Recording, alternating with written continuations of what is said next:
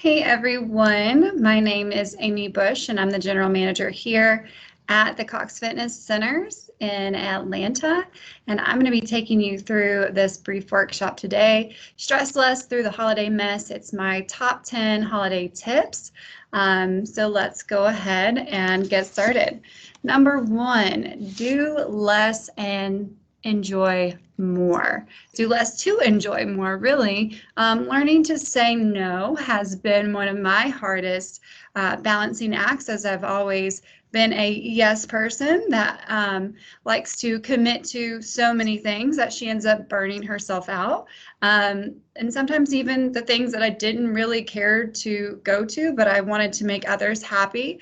So saying no means saying yes to yourself. And when you say yes to someone else, you say no to yourself. So making sure you balance that and making that priority to do say no sometimes actually gives you more availability to yourself and to other opportunities that may arise. Freeing up your own times gives you time to fill your own cup by focusing on self-care, which we're about to talk about, hobbies, etc. Use this time to recharge your own batteries and not drain them. Number two, stick to a daily self-care or just a routine. With changes in work schedules, holidays, parties, travel, most of our daily routines are the first to be derailed. So making a modified plan to keep up with your daily healthy habits to take care of yourself so that you stay productive and focused on your goals while letting go of perfection. This will help you let go of control and focus on the things that you can control so that you lower your stress levels. So really sticking with that routine. Routine is what keeps us accountable, as well as keeps us knowing that we have progress and that we are not just losing it all during this holiday time. Number three would be get some sunlight and get outdoors. So during the winter months, it's easy to resolve to staying inside, cooped up where it's nice and warm. But during these shorter daylight hours is actually when we need to get outside and to get some vitamin D. So we also see an increase in SAD, so seasonal affective disorder, which impacts millions of Americans each year.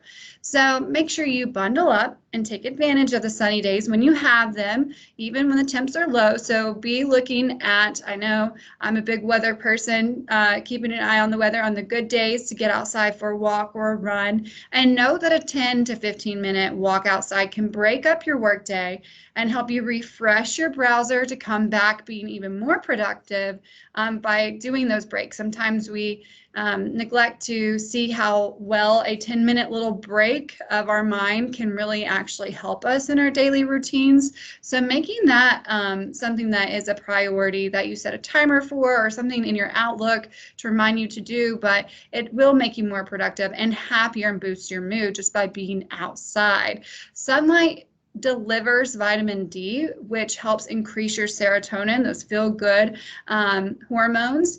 When you can't get outside, making an effort to sit near a window on a sunny day so that way you can get some of the benefits. Check with your doctor also to make sure that you are not vitamin D deficient. Sometimes this can happen as well, and it really plays into our mood. And then look into a full spectrum light. If you can't get those other things, looking for something that can sit on your desk. There's some great options on Amazon even. So check those out. This is one of my favorite. Love sunlight, love outdoors. Number four, laugh. Yes, put on a comedy. Good belly chuckles are the best. Some holiday choices of mine would be Love Actually, The Holiday, Christmas Vacation, of course, Home Alone, etc., or whatever other comedy that you enjoy, or check out some new ones. If you're in the car for extended periods of travel, finding a stand-up segment that you can listen to the audio only is awesome. If you have SiriusXM, they have plenty of options for comedy. But laughing will help reduce stress hormones like cortisol, which also help your immune system function effectively. Okay, so Number 5, limit your tech usage. So use this time with family and friends to truly catch up, listen, and interact. Let go of the false connection of social media apps. Be very mindful of what you do with your phone, or if you're at a family gathering, if you're just all in your phone the whole time. Try to really interact with family members and friends, and staying present with them, because we don't get to do this often throughout our years, especially as you grow up, your cousins get older, your grandparents, aunts and uncles. So make sure you're really being mindful and being present during those moments. Use gaming consoles that have multiplayer options so that you can bring your whole family together instead of isolating on your device. Something that my family tradition has been new with my parents is doing dice games and card games, and we add a new game to learn together each year or each holiday. So that's been a fun new thing that we've been doing. But a way to use tech is to have your family members who are not nearby this holiday season use Skype or Zoom or FaceTime to connect and have a costume or a themed party online. That could be a lot of fun. For more extended family fun, you can create a hashtag just for your family and friends to stay connected through the holidays. Make it funny, make it individualized to just your family.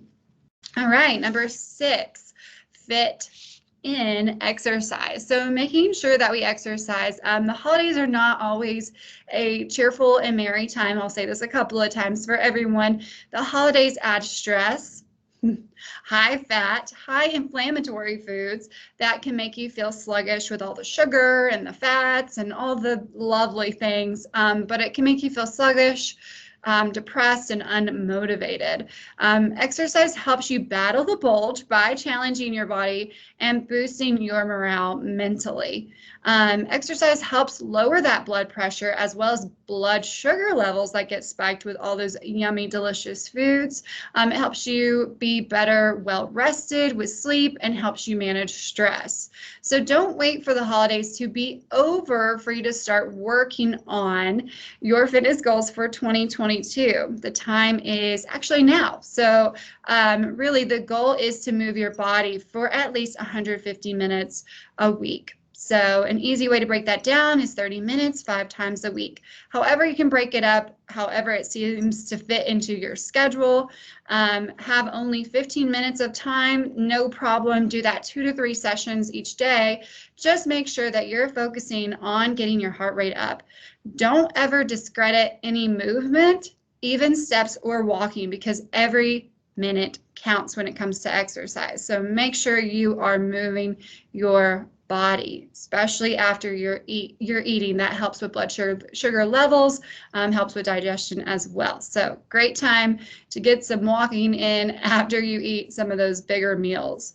Number 7, don't overschedule yourself. Make priorities instead. So going back to the doing less is more statement. As invitations arrive, take an inventory of what commitments you already have on your plate, including work, including extracurricular activities with your family or other side commitments. And don't be afraid to also cancel in a reasonable amount of time, of course. Just make sure that you are keeping a nice list of your priorities and what kind of falls in line and not. It's easy to overdo it, so make sure that the events you invest in are ones that leave you feeling uplifted, positive, and fall in line with your goals. You're, like I said, going to hear a lot of goals today, but it won't also leave you feeling like you wasted some time, hungover, or more stressed out. Sometimes we end up going to events and they kind of feel that way. So create healthy boundaries and make your priorities for those who matter most and leave you feeling uplifted. Number 8, practice positivity and mindfulness. So positivity starts with gratitude, and gratitude leads to more joy. So also, gratitude is not just for Thanksgiving, where we put it in this nice little day of giving thanks that we've already had, but actually starting your day. This is something that's been very helpful for my own journey with gratitude and finding contentment, but starting each day with 2 things that you're thankful for, writing them down in a journal or just doing it as an act in the morning when you wake up, putting those 2 things out there in the universe. But it's taken me a long way with finding contentment, like I said, in my life, and can take you further than you think with a nice perspective change. It reminds us that life is full of things that are good in our lives, even the small things, if we'd only take a moment to see them. So it also gives you even more gratefulness for the big things. Too often we're easily down the path of negativity. It's something that is a natural thing for us to do as humans, is directly go down the negative path. It's just easier. So it does take time to really reroute yourself neurologically to think of gratitude and positive thoughts. So if you just take a moment to focus on those, it would be a lot better and not down the path of negativity of being not enough or the comparison trap is the most deadly. Again, another reason why to stay off of social media platforms, but comparison is the thief of joy, and living in the past or future steals the present of being present. So really focusing, again, when your mind goes to drift off, which we'll practice this in our meditation today, on bringing it back and not getting attached to the stories that we create in our minds about the future, or going back to a past circumstance that we had, replaying that, and then going down the spiral of negativity. So starting each day with a 5 minutes of quiet time, whether that means listening maybe to start off with soothing music, trying a meditation app. I know a lot of us have access to Headspace and Calm. Pray, or simply connect with your breath. If you need something to focus on, really focusing on that, and start small. Set small goals of 5 minutes of just being still. Okay, and then progress through that as you go to longer segments, to more challenging practice with less music or distractions, really tuning into yourself. But meditation and mindfulness, it takes work, it takes practice, just like with any other skill you practice, the more progress you'll make. So making that an effort and a priority. Set a reminder on your phone and then start showing up for yourself 1 minute at a time. Some days will be very challenging. You'll be really great one day, and the next day your mind is all over the place, and that's okay. Letting go of the expectations or the perfection that you feel like you need to have. But stay with it because the payoff is totally worth it.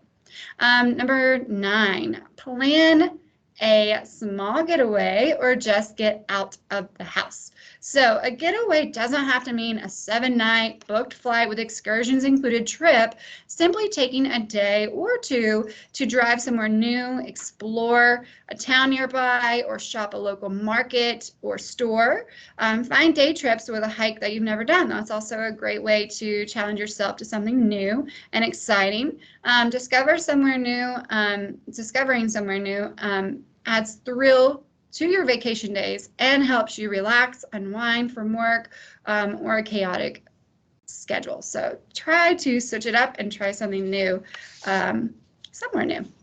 All right, lastly, we have 10, connect with those around you. So the holidays, again, can feel very isolating for some. The memories of the holidays can be a reminder of those who are no longer with us or are far away. So use this time to bring some holiday cheer by connecting with an old friend, check in with family, or volunteering with your community. Showing an act of kindness to a stranger can fill your heart with compassion and love. So if you need any ideas of some great volunteer opportunities in Atlanta or nationwide, you can always reach out to me. I love volunteering. Just volunteered with Second Hands Atlanta recently and did also a little river cleanup around here. So there's always something going on if you just look for it. And I'm telling you, volunteering goes a long way with love and kindness and compassion for others. So let's go ahead and meditate. So we are right at our 15-minute marker. So let's go ahead and find a still place. Go ahead and place your feet on the ground, or if you want to lie down or be seated, that's totally fine too. And we're going to go ahead and just close our eyes. So let's find a nice neutral posture, and shoulders back and down. Palms are going to rest up, facing up, resting on the tops of our legs. Eyes are closed, and we're going to begin by connecting with our breath. So I want you to focus during this meditation session on lengthening your inhales and matching them with your exhales. So if you need something to focus on, counting 1 to 4 on the inhale and nice and slow 1 to 4 on the exhale.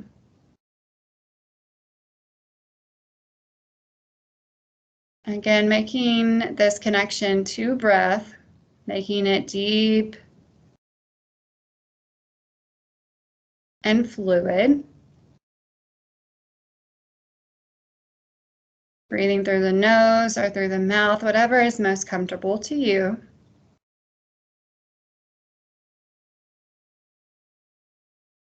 And if your mind wanders, not putting an attachment to that or resistance to it, just noting what it wandered to, and then simply letting that thought pass by without an attachment to it or hanging on to it. Again, if you get caught up in a string of thoughts or to-do list, telling yourself that's okay, we're going to let that go and we're going to come back to the present moment, connecting to our breath.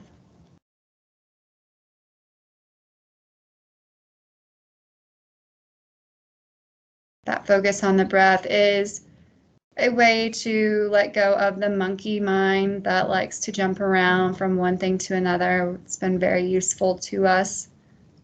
Not getting tasks done, but right now we have nothing to do but to be present and connect with this moment. Practicing that letting go and just being an observer of your thoughts. Not getting tangled in the webs of those thoughts or leading down those downward spirals of negativity. Just simply being and focusing on being.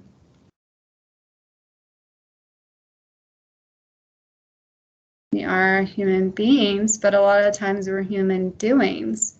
So letting go of that fact that we have to do, and being okay with just the being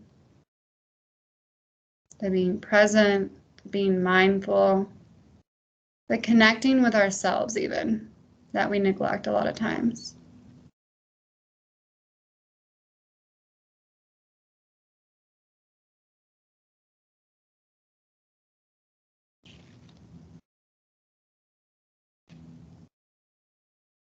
We're going to be here for just a moment longer.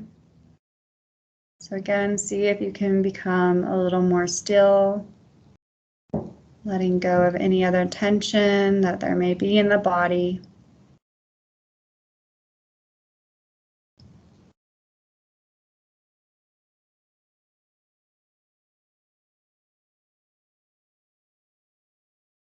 And then we're going to slowly start to move our fingers, blinking our eyes open. And still staying connected with our breath.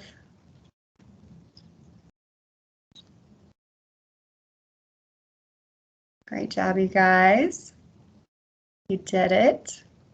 So seeing if you can encourage yourself to find that stillness again, whatever stillness works for you. If it needs to be a walking meditation, a time that you disconnect and listen to relaxing music, prayer, devotions, whatever it is, but really coming center to focus on letting go of that human doing of getting all these tasks done, always being, one place to another, to a to-do list, to this and that, to slow down and really connect with yourself on what's going on, what your thoughts have to tell you, and focusing on doing it as much as you can and starting off very small. If that just means once or twice a week at 5-minute increments, that's better than none at all.